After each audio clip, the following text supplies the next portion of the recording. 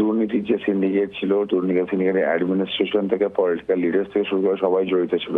ED স্ক্যানারে এবার কলকাতার কয়েকজন তৃণমূল কাউন্সিলর শান্তনু সিনহা বিশ্বাস, জয় কামদার মামলায় এনফোর্সমেন্ট ডিরেক্টরেট তৎপরতা বাড়াচ্ছে। নতুন প্রজেক্টের আগে কাউন্সিলরকে নগদে তোলাবাজির টাকা দিতে হতো এবং প্রমোটারকে টাকা দিতে হতো। একটা গোটা চক্র চলতো। কিভাবে এই টাকার ভাগ হতো, আর কি জানা যাচ্ছে এই বিষয়ে ডিটেলে জানাবেন বিক্রম দাস রয়েছেন আমাদের সঙ্গে এই মুহূর্তে টেলিফোন লাইনে প্রতিনিধি। বিক্রম, দেখো, জোর করে জমি দখল এবং তোলাবাজির মামলায় আমরা জানি যে ব্যবসায়ী জয় কামদার, তাকে যেরকম গ্রেফতার করা হয়েছে, তার সঙ্গে সঙ্গে ডিসিপি শান্তনু বিশ্বাস, তাকেও গ্রেফতার করা হয়েছে।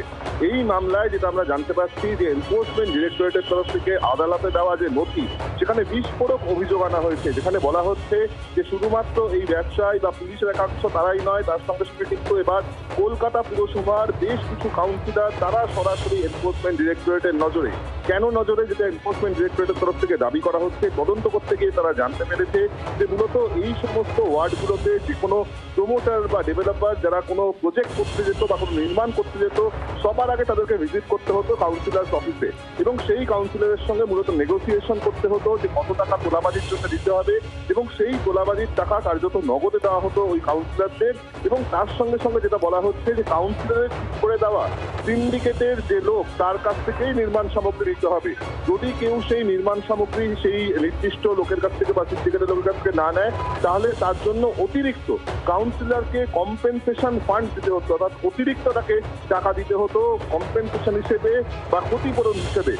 এখানেই শেষ নয়, যেটা বলা হচ্ছে যে সিন্ডিকেট এবং কাউন্সিলরের এই পার্টটা শেষ হলে এবার আসছে পুলিশের ভূমিকা। লোকাল থানার ওসির সঙ্গে দেখা করতে হতো এবং সেই লোকাল থানার ওসিকেও কিন্তু এক্সট্রা সিন্ডিকেট চার্জেস এই বাবদ বিপুল অঙ্কের টাকা দিতে হতো। সেটা মান্থলি হতে পারে, সেটা এককালীনও হতে পারে, এবং তারপর সেখান থেকে সবুজ সংকেত পেলেই মূলত এই সমস্ত ওয়ার্ডে সেখানে নির্মাণ কাজের যে প্রক্রিয়া তা শুরু করা যেতে পারতো। এমনকি প্লাম্বিং এর কাজ করতে হলেও কিন্তু এই সমস্ত ক্ষেত্রে টাকা দিতে হতো, তোলাবাজির টাকা দিতে হতো, সে কথাও উল্লেখ করছেন এনফোর্সমেন্ট ডিরেক্টরেটের আধিকারিকরা। ইতিমধ্যেই জয় কামদার, শান্তনু সিনহা বিশ্বাস, তাদেরকে ম্যারাথন জিজ্ঞাসাবাদ করা হচ্ছে।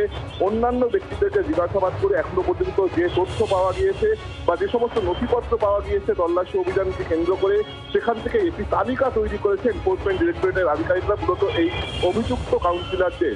সেই সমস্ত কাউন্সিলরদেরকে ডেকে জিজ্ঞাসাবাদ করা হবে যাদের নাম ইতিমধ্যেই উঠে এসছে, এবং পাশাপাশি যে সমস্ত ওসিদের নাম উঠে আসছে যারা এই চক্রের সঙ্গে সরাসরি যুক্ত ছিল, তাদেরকেও জিজ্ঞাসাবাদ করা হবে। অর্থাৎ এনফোর্সমেন্ট ডিরেক্টরেটের যেটা বক্তব্য যে একদিকে এই প্রমোটাররা, একদিকে তোলাবাজরা, একদিকে এই ব্যবসায়ী জয় কামদার এবং অপরদিকে কাউন্সিলর এবং স্থানীয় থানার ওসিদের একটা বড় সড়ো সিন্ডিকেট, বড় সড়ো চক্র কাজ করেছে, এমনটাই ইডির তরফ থেকে দেওয়া যে আদালতের নথি, সেখানেই অভিযোগ করা হচ্ছে এনফোর্সমেন্ট ডিরেক্টরেট।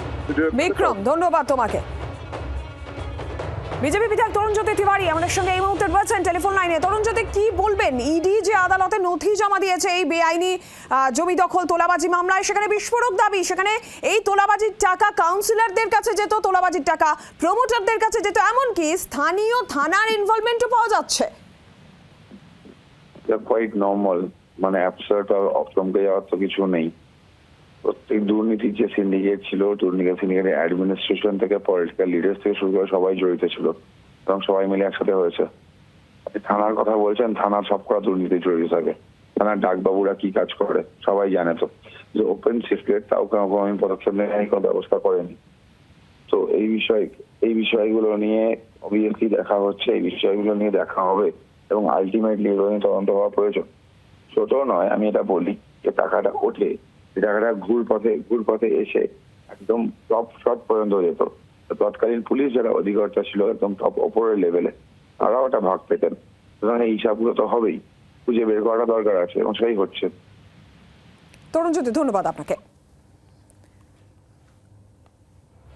অর্থাৎ যে নির্মাণ সামগ্রী, সেই নির্মাণ সামগ্রী কাউন্সিলরের সিন্ডিকেটের থেকে যদি না নেওয়া হতো, তাহলে কাউন্সিলরকে ক্ষতিপূরণ দিতে হতো। এরই পাশাপাশি তোলাবাজির টাকাও কিন্তু কাউন্সিলরকে একেবারে নগদে দিতে হতো। শুধু কাউন্সিলর নয়, প্রমোটারকেও দিতে হতো তোলাবাজির টাকা। আর এখানেই শেষ নয়, কাউন্সিলর এবং সিন্ডিকেটের ডিল শেষ হলে স্থানীয় থানাকে দিতে হতো আদার সিন্ডিকেট চার্জ। জমি দখল তোলাবাজি যে মামলা, সেই মামলায় আদালতে যে নথি এনফোর্সমেন্ট ডিরেক্টরেট দিয়েছে, সেই নথিতেই বিস্ফোরক এই দাবি ইডির। বাংলার আওয়াজ, বাঙালির আবেগ, জি 24 ঘন্টা।